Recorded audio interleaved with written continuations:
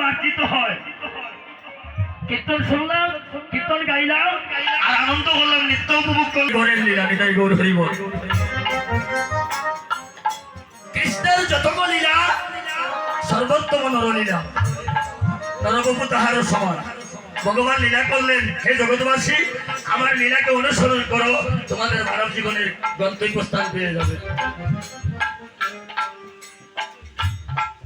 কীর্তন শুনলাম, কিন্তু বলছিলেন যে বন্ধন 7 দিনের ভাগবত পাঠ শ্রবণ করিয়া পরীক্ষিত রাজা মুক্ত লাভ করলেন। আরেকজন রাজা ওই দৃশ্য দেখিয়া উনিও লাগলেন মুক্ত লাভ করার জন্য। বলছেন আমার একটু 7 দিন গীতা পাঠ শোনান, ভাগবত পাঠ শোনান।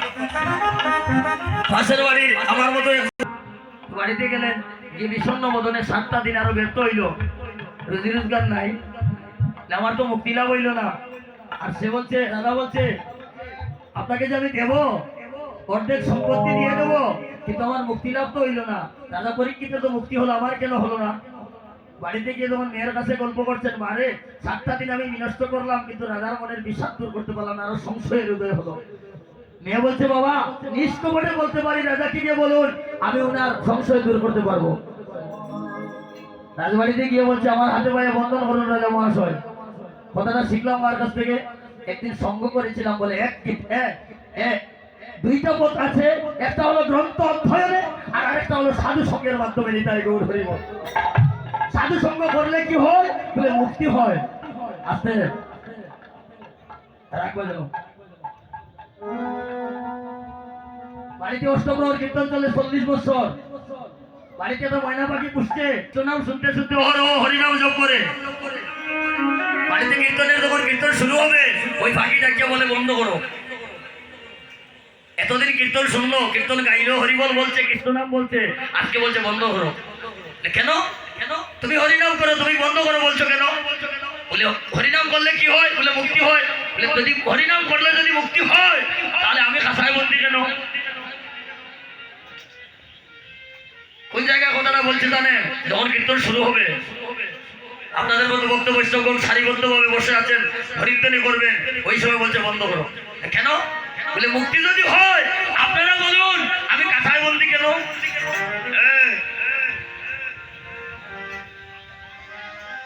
ভক্ত বৈষ্ণবগণ বলছেন ওই পাখিটাকে ছেড়ে দিন। পাখিটাকে ছেড়ে দেওয়ার পর গাছের ডালে বলিয়া বলছে তাহলে আজকে মনে বলো যে সাধু সঙ্গ হলে জীবের মুক্তি হয়। আজকে সাধুর বাজারে যদি কথাটা না বলতাম তাহলে আমার মুক্তি হইতো না। নিতাই গৌর। তাহলে আজকে আমরা সাধুর বাজারে এসেছি, এই যে আপনাদের সাধুগুরু বৈষ্ণবের কাছে মনের কথা বলছি, আমি প্রার্থনা করি আপনাদের কৃপায় যেন জগতের কল্যাণ হয়। নিতাই গৌর হরি বল। মানুষ উঠে সাধনায় আর ঈশ্বর নামে করুণায়। নিতাই গৌর হরি বল। আর এটাই অক্লান্ত পরিশ্রম করে এই এলাকার ছোট ছোট ভাইয়েরা, কৃষ্ণভক্ত মা বাবার, কৃষ্ণভক্ত সন্তানগণ, কৃষ্ণভক্ত মা বাবাগণ যে ত্যাগ স্বীকার করিয়া দাঁড়ে দাঁড়ে ভিক্ষা করিয়া যে হরিনাম যজ্ঞের আয়োজন করছেন, আমি প্রার্থনা করি আপনাদের সাধুগুরু বৈষ্ণবের আগমনে এই অঙ্গন যেন ধন্য হয়, এই অঙ্গনের হরিনাম যেন জগতের কল্যাণ হয়। নিতাই গৌর। যে কথাটা বলছিলাম, ওই মেয়েটা বলছে রাজামশাই আমার বন্ধন করুন। হাতে পায়ে বন্ধন করলেন, এবার বলছে আপনারও হাতে পায়ে বাঁধতে হবে। আবার ওনাকেও বান্ধা হলো হাতে পায়ে। রাজা মহাদয়কে বলছে, মেয়েটা বলছে এবার আপনি আমার বন্ধনটা খুলে দিন। রাজা মহাশয় বলছেন আমি তো নিজেই বন্ধন, তাহলে তোমার কবিতা ভক্তি কৃষ্ণ প্রেম, কৃষ্ণ দিতে ধরে মহাশক্তি, তার মধ্যে সর্বশ্রেষ্ঠ হরিনাম সংকীর্তন, আর নির অপরাধে নাম নিলে হয় প্রেমধন।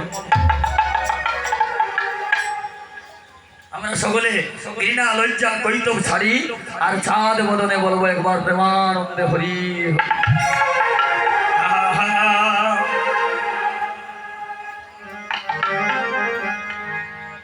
যদি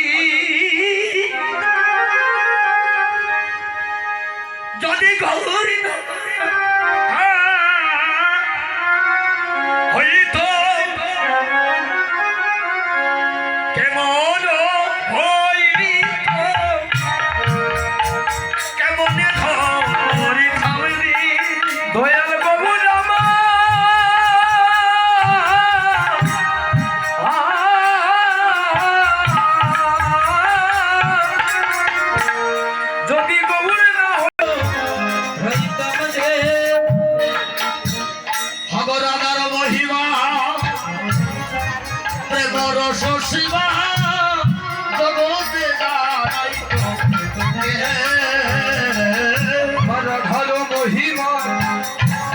প্রেম রস সীমা জগতে জানা তোকে জগতে জানা তোকে গৌর আমার জগতে জানা তোকে জানে তো না রে জানতো না রে বলে জানে তো না রে জানতো না রে যদি বাবুর মায়া আসিত জানতো না রে ওরে যদি বাবুর মায়া আসিত কেউ জানতো না রে জগতে জানা তোকে হায় রে জগতে জানা তোকে রাধার মহিমা প্রেম রস সীমা জগতে জানাই তোকে আগে জানতে হবে রাধা বস্তুটা কি রাজ হোক ধা রা বলিতে না বলিতে ধা যেমন করে তার পেছনে আসে ওই তা বলিতে না বলিতে তা বলিবার পূর্বে রা বলিয়া তা বলিবার আগেই ভগবান কৃষ্ণ ওই ভক্তের কাছে যায়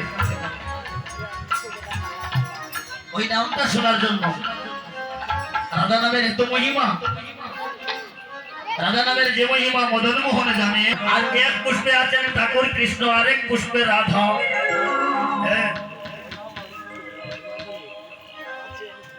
এই কথাগুলোর বিচার করতে হইলে চৈতন্যের ঘরে যেতে হবে আস্তে বলে তা বহুদূর আর মানুষের মাঝে এই স্বর্গনরক মানুষের এই সুরাসুর এই দেহের মধ্যে রাধা গোবিন্দ আছে তাকে বিচার করে বার করতে হবে হৃদয় গৌর হরি বল।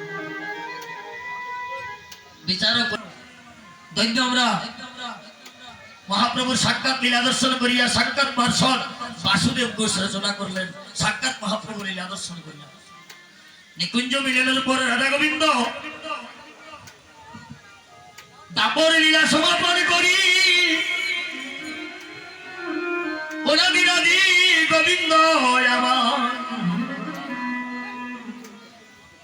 আস্তে আস্তে